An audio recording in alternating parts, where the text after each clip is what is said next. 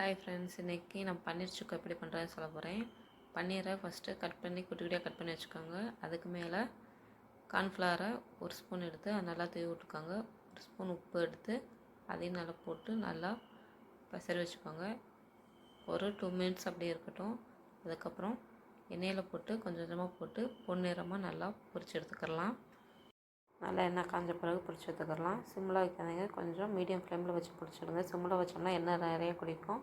Medium ஃப்ளேமில் வச்சு இந்த மாதிரி பொன்னிறமாக பொரிச்சு எடுத்துக்கலாம். அதே சட்டியில் பட்டை, கிராம்பு, ஏலக்காய் ஒன்று எல்லாம் போட்டு நல்லா பொரிய விட்டுடலாம். கொஞ்சமாக சீரகம், கொஞ்சமாக பெருஞ்சீரகமாக போட்டிருக்கேன். போட்டு நல்லா பொரிய விட்டுடலாம்.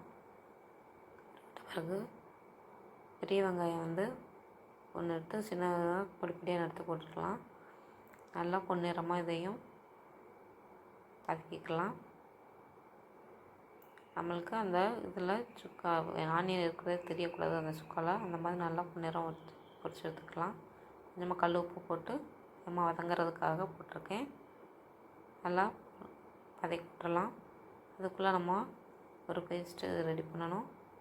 மிக்ஸி ஜாரில் ஒரு சின்ன துண்டு இஞ்சி, ஒரு பச்சை மிளகாய், 2 பல் பூண்டு போட்டுக்கலாம். அதையும் நல்லா மிக்ஸியில் அடிச்சுட்டு வந்துடலாம். நான் பெரிய பல் பூண்டாக இருக்காங்க 2 மட்டும் போட்டிருக்கேன். அதை நல்லா மிக்ஸியில் அடிச்சுட்டு வந்துடலாம்.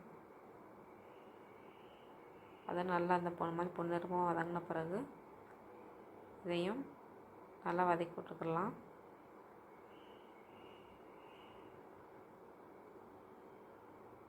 நல்லா வதக்கி விட்ட பிறகு ஒரு தக்காளி எடுத்து அதையும் நல்லா வதக்கி விட்டுறலாம்.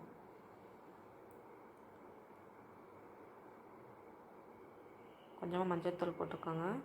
இது கூட நான் கொத்தமல்லி பொடி ஒரு ஸ்பூன் போட்டிருக்கேன்.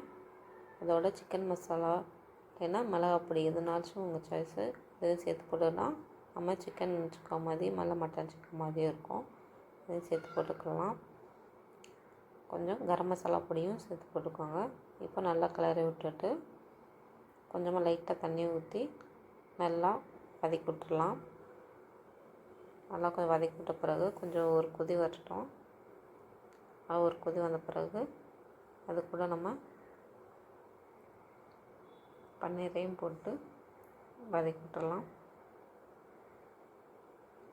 பன்னீர் போட்டு வதக்கின பிறகு உப்பு இருக்கான்னு செக் பண்ணிவிட்டு கொஞ்சம் மூடி போட்டு 5-10 நிமிஷம் அடுப்பிலே வச்சுருங்க. சிம்லேயே வச்சு நல்லா கொதிக்க விடுங்க. கொஞ்சம் நேரத்தில் பாருங்கள், லாஸ்ட்டில் ஒரு ஸ்பூன் பெப்பர் போட்டு நல்லா வதக்கி விட்டுருங்க. இது சாப்பிட்றப்ப அப்படியே மட்டன் சுக்கா, சிக்கன் சுக்கா மாதிரியே அப்படியே இருக்குங்க. நீங்களும் வீட்டில் ட்ரை பண்ணி பாருங்கள். குழந்தைகளுக்கும் ரொம்ப பிடிக்கும்.